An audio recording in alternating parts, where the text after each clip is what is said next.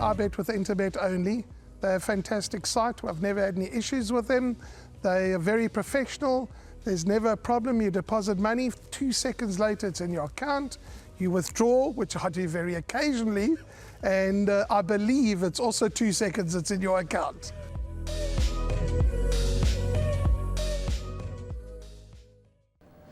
Well, we're on to race number 7. It'll jump at 16:10. It's over 1,200 meters, and there isn't any changes to report at this stage. How are they betting? Number 1, Pour Some Sugar on Me. It is at around about 5-2.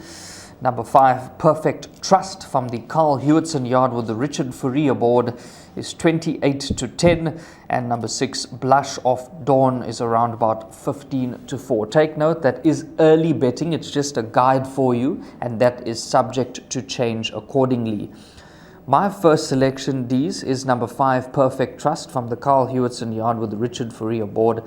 That last start finished 2.2 lengths behind Blush of Dawn, who does take her place in this contest.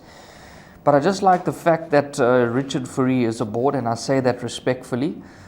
The horse is dropping to 1,200 meters now, got a reasonable enough draw, and I think that Richard is just going to probably bounce this horse out, get to the front, and could go start to finish here. I think he's the man to get the job done. Well, I'm in agreement with your top choice, because that is my top choice as well. In fact, if you look at it, it's clear to see that races 7 and 8, with the high number of acceptances, was a split race. And that's the only reason that Richard Fourie has got the rider number 5, Perfect Trust, because jockeys were declared, and Serena was declared on Chelsea Flower. Richard was declared on this horse, Perfect Trust. So when they split the race, well, it had to be split, so you can't go back for your ride, Yeah.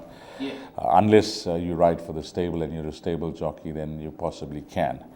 But Perfect Trust, the way she has been racing, I think this drop in distance is the key, and she finds herself 2 kgs better off at Blush of Dawn on their last start.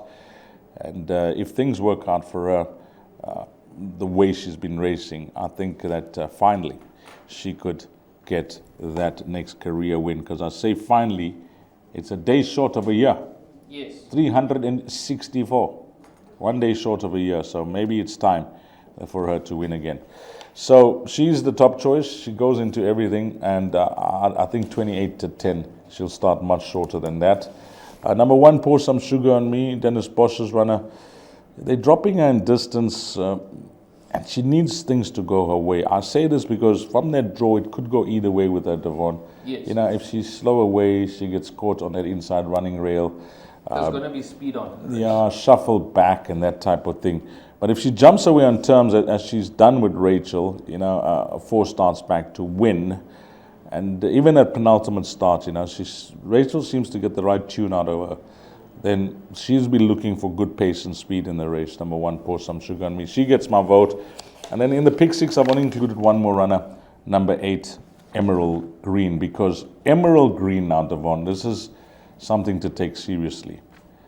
She took a bit of time to win a maiden, but Louis Courson put her in a C division handicap post-maiden with an average rating of 74. So he basically wanted to test her. She now races against a field with an average rating of 63, so she's coming down in class. And what he's gone further is included a claim 4. Yes. So if you work things out, she's actually racing off a net 64. And if she can reproduce at last start, which is in a far more competitive field, I think she's the joker of the pack here. Yeah, that could be some good value there, Dees. You made a good case for number 8, Emerald Green, which is trading at around about 7-1, and it's got the apprentice aboard taking the 4 kgs off the back, which throws this daughter of Gimme the Green Light right into the thick of things. Yeah, I'm definitely going to have healthy respect for number 8, Emerald Green.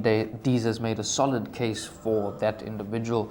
But for me, Dees, firm first selection at number 5, Perfect Trust. Perfect Trust for Devon. The cover with Perfect Trust are going to be numbers 1 and 8 in race number 7. My name's Danny Diliberto, founder of Ladles of Love.